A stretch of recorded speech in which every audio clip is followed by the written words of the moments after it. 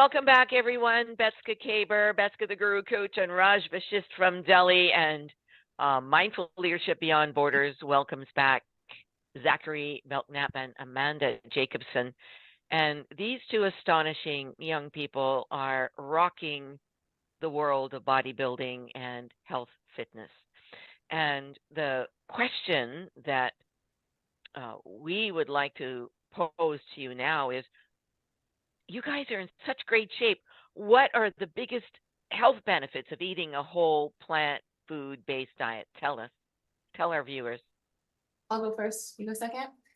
A really big one for me, this might be TMI, but is improved digestion.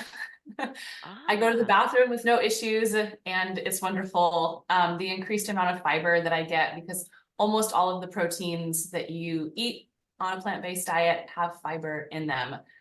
They're very filling, and that's just been my personal experience, and I know that's been some experiences for my clients as well. But also something that's awesome about following a plant-based diet is reduction in inflammation. I just had a client, we did a 2-week plant-based challenge, and she went to her chiropractor after those 2 weeks, and he told her that she had a massive reduction in inflammation all over her body. Yeah, I know. Wow, bravo. So fast. And she's not an unhealthy person. She works out, she was eating moderately healthy already, just maybe having a few too many treats here and there, not an overweight person by any means. So she signed on with me as a client, and I'm so excited to help her further that journey to reducing inflammation even more. So that's very cool. So that type of service you can do online for anyone. They could live in India or Moscow or Mongolia, right? Doesn't matter. Okay, great. Awesome. Absolutely. Zachary, go ahead.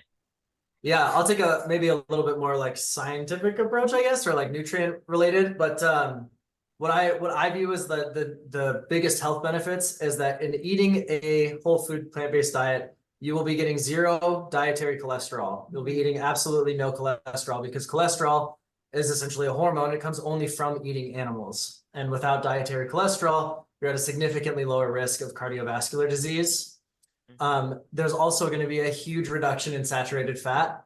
So there's some foods, some plant foods that have saturated fat, such as coconut oil and olives, for example, but that's pretty much it. And so between those two factors, you're setting yourself up for a very long and healthy lifestyle with very clear and happy and healthy arteries.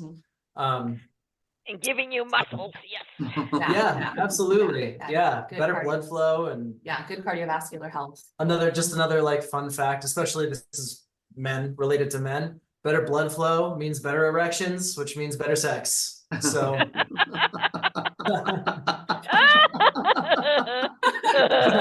He's telling the truth, right? I don't think anybody would be upset about better sex. So yes, it's important. It's very important. It is, yeah.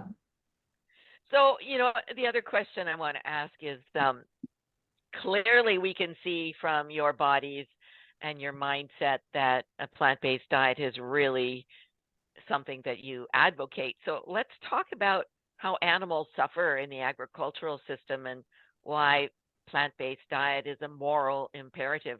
Who would like to speak to that? Can I take one on this one? We'll take turns. But yeah, we both have a lot to say. Yeah.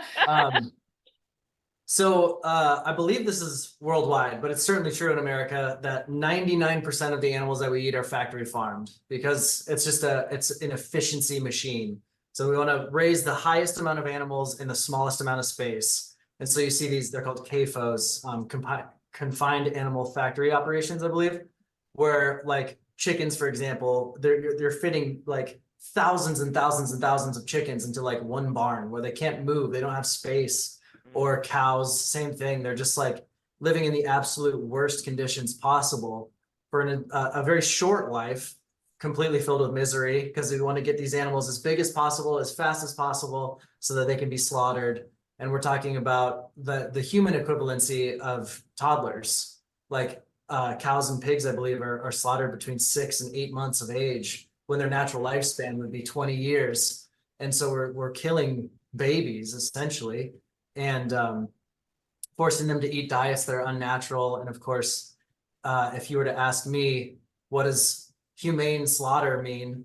Well, what's a humane way to kill someone that doesn't want to die? I hope I'm never humanely slaughtered.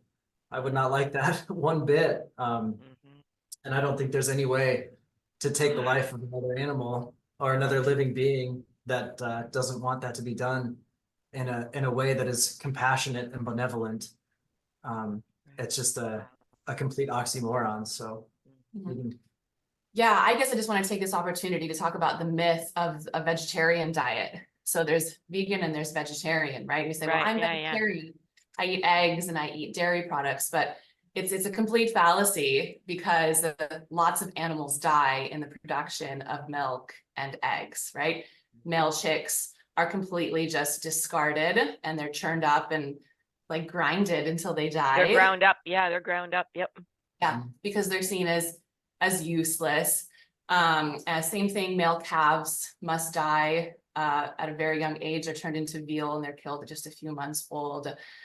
So I guess I just want to bring that up for anyone who's like, well, I do less harm because I only eat dairy or I only eat eggs, right? And if you're purchasing eggs or dairy from the store, you are contributing to this inhumane death and unnecessary slaughter of innocent animals.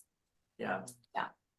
And is there anything that's like more maternal than a baby drinking its mother's milk? That's like such a sacred connection that happens, but we can't let the babies have their milk because we want it in our coffee. Yeah, that was a huge connection for me. I breastfed both of my children, so they were like 2, and it was just such a beautiful thing for me to connect with them in that way and bond with them in that way. And I was so fortunate to be able to do that. I know that not all moms can. And so when I see calves taken away from their moms and the moms are like crying out for them and the calves can't even walk and they're carried off in a wheelbarrow. And I can only imagine the despair that mama cow feels to lose her baby and lose the connection and hope that the baby's all right and the baby ends up just in another cage. I know in India, I think the number is like 50% of the calves die when the mothers and babies are separated. 50% of the babies die trying to get back to the mom. Wow. Wow. Yeah, we certainly don't want to have any part in that sort of tragedy. No, especially not when there's so many alternatives out there that are just as tasty. Yeah, even more tasty. Yeah, even better. I love oat milk more than cow milk. By no means was I a talented chef before going vegan. I was pretty basic in my cooking skill, but once going vegan, I was like, how do I take these ingredients and make it tasty? And my experience and my knowledge as a chef exponentially increased, and it was so much more fun and exciting to go against the norm and learn new recipes. And I would say you far outshine me in that arena. Yeah, it's my specialty. I love kind of making a comfort food that maybe you would get at, like a big restaurant, like mac and cheese and meatballs and things like that, and completely vegan-fying it and then blowing away our friends for the holidays. We've done it twice now where we made a vegan feast and had friends over and they're like, there's no way there's no actual cheese in this or no meat in this. They're like, it's too delicious. and now one more thing, when we eat healthy food, vegan food and self-made food, so you feel our stomach feel very cool, very light. And when we eat wrong food, our stomach feel very different, very heavy.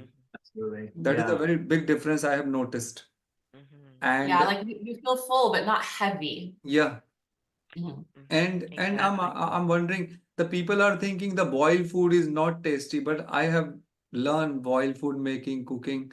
It's so delicious, so delicious. Like Zachary said, as per the product we use, ingredients and other things, so we can create in our own way.